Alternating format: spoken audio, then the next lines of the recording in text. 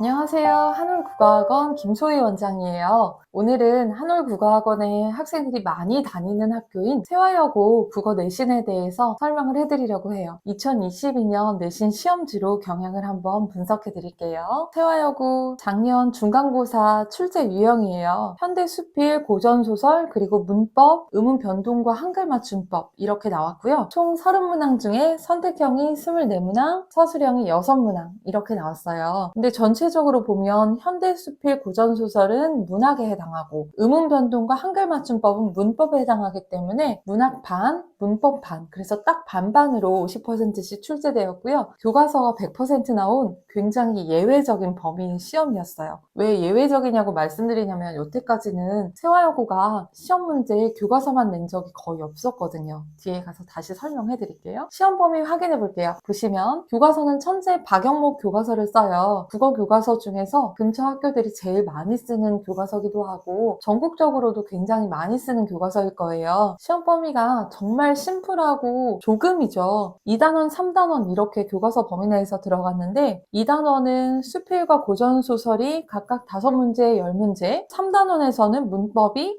의문 10문제, 한글 맞춤법 5문제 이렇게 나왔어요. 시험 총평이에요. 출제 난이도는 저희가 볼 땐 상 정도로 봐요. 세화여고 국어시험의 실제 출제 난이도는 큰 변화는 없어요. 그런데 범위가 너무 적은 나머지 출제 난이도가 예년보다 조금은 높아졌어요. 범위 자체가 엄청 줄었고 평소에 나오던 프린트, 부교재 이런 것들은 전혀 출제가 되지 않았어요. 부교재가 추가적으로 나온다면 세화여고는 부교재 난이도가 굉장히 높은 편이에요. 그리고 범위도 늘고 난이도도 올라간 시험을 보게 될 건데 올해는 또 부교재가 추가될 가능성이 있다고 보시면 될 것 같아요. 선택형은 65점, 서술형 35점, 그렇게 해서 100점인데요. 다른 학교들보다 서술형의 비중이 조금 높은 편이기는 해요. 요즘에는 20점에서 30점 사이의 서술형이 많이 나오는 편이긴 하거든요. 선택형은 보기를 끼고 있는 문제들이 엄청 많은 편이에요. 이런 문제들은 보기 난이도에 따라서 문제 난이도가 많이 높아지는 경우가 많고요. 선택지의 길이도 굉장히 길어요. 그래서 학생들이 시험 볼 때 시간이 많이 소요되고 시간이 모자랄 수도 있는 상황이 발생하기도 하고요. 문제 퀄리티가 굉장히 높아요.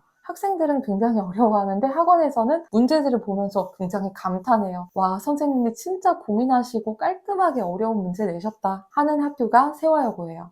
서술형은 35점의 비중이었는데요. 세화여고 서술형은 진짜 서술형. 다른 학교들은 가짜 서술형도 있다는 얘기잖아요. 서술이 아니라 단어를 찾아 쓰거나 일부의 단어를 넣어서 완성하는 문제들이 많이 나오고요. 서술형 문제의 배점도 다른 학교에 비해서 세화여고가 많이 높은 편이에요. 부분 점수도 있는데 서술형에서 등급이 많이 갈리고 킬러 문항이 서술형에 있는 경우들이 많아요. 비슷한 유형의 심화 문제를 좀 많이 풀어봐야 되고 서술형 쓰는 훈련을 별도로 해야 되는 학교예요. 시험지 특성이에요. 시험지 포맷이 2014년부터 변화가 없어요. 비포의 중질지 용지고 시험지 색상이 밝아요. 여백이 많아서 가독성이 뛰어난 편이고요. 시험지가 최근 몇 년간에 12페이지에서 14페이지예요. 굉장히 양이 많은 편에 속하고요. 문제 유형이 다양해요. 수능형 문제로 깔끔하고 어려운 문제 굉장히 많이 나온다는 거 이거에 맞춰서 준비를 해야 되고요. 시험지 폰트는 계속 바탕체로 요즘에는 나오고 있어요. 시험지가 깔끔해서 잘 읽히는데 시험지에 등장하는 글자의 양은 굉장히 많다 보니까 짧은 시간에 정확한 의미를 파악하는 훈련. 그래서 한올국어학원에서는 세화여고 교재는 바탕체로 제작합니다. 미리 연습해 볼 수 있겠죠. 특징적인 문제를 분석해 볼게요. 일단 낯선 보기가 많이 나와요. 보기의 내용 난이도도 높은 편이고요. 이게 갈래에 상관없이 정말 많이 나오다 보니까 고전소설 같은 경우에도 이거를 다 공부를 할 수는 없어요. 이거 유형을 가지고 연습을 하는 거고요. 보기가 종류도 다양하게 나오고 긴 선택지가 또 특징인데요. 선택지의 길이 굉장히 길죠. 화면에 보이시는 선택지의 길이 자체가 판단이 복잡하고 긴 내용으로 되어 있다 보니 부분 끊어 읽는 훈련도 필요할 것 같아요. 앞에는 맞았는데 뒤에가 틀릴 수도 있고 연결 관계가 잘못될 수도 있고 그래서 선택지의 길이가 전체적으로 굉장히 긴 편이고 아까 말씀드렸던 진짜 서술형 문제 정말 서술하시오 이런 문제도 많이 안 나오거든요. 다른 학교들은 거의 괄호를 넣어서 문장을 채우거나 단어를 찾아 쓰거나 문장을 찾아 쓰는 문제들이 나오는데 진짜 서술하는 문제가 나오다 보니 학생들이 시간도 많이 모자라고 고민을 많이 하는 편이에요.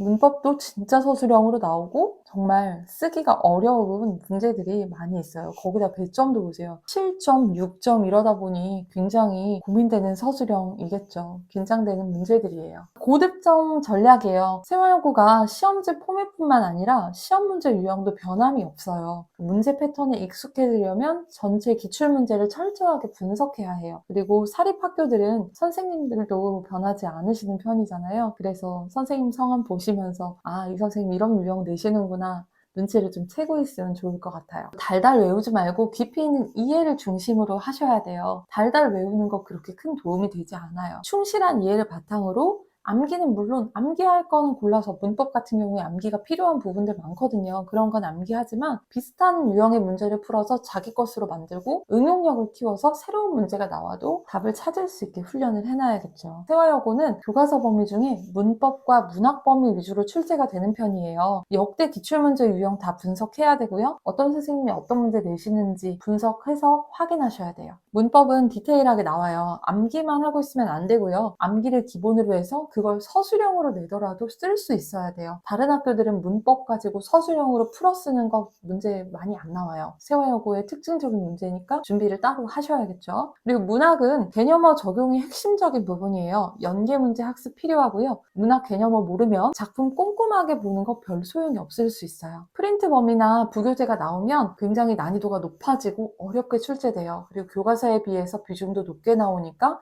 이건 학원 자체 교재를 통해서 훈련하고 다지기를 해야 되고요. 학원 위치예요. 세화여고에서 오면 친구들이 그래요. 세화여고 앞에 있다가 이전을 한 거다 보니까 선생님 멀어지는 거 아니에요? 너무 가기 힘들어질 것 같은데 라고 얘기했던 학생들이 있는데 와보면 그러더라고요. 또 선생님 생각보다 가까워요. 선생님 생각보다 오기가 편해요. 왜냐면 버스 정류장에서 내리면 바로거든요. 버스 정류장 바로 앞에 방배 2관과 저희 본원이 있어요. 방배 2관으로 다니는 친구들 같은 경우에는 버스로 2정거장 정도면 도착하니까 교실에서 나와서 10분 안에 도착하기도 하더라고요. 세화여고 내신 대비는 저희 학원에서 정말 자신 있는 부분 중에 하나예요. 세화여고 내신 수업은 2014년부터 제가 꾸준히 하고 있는 수업이기도 하고요. 세화여고 친구들 중에는 정말 좋은 성과를 냈던 친구들도 많고 여태까지 자주 들르거나 연락하는 친구들도 많아요. 선배들도 좋은 결과를 많이 냈던 만큼 세화여고 내신 수업을 한올에서 올해도 잘 준비를 해드릴 테니 믿고 한번 따라와 주세요. 저희가 스스로 관리하면서 철저하게 내신 등급 확보해 드릴게요. 시청해주셔서 감사합니다.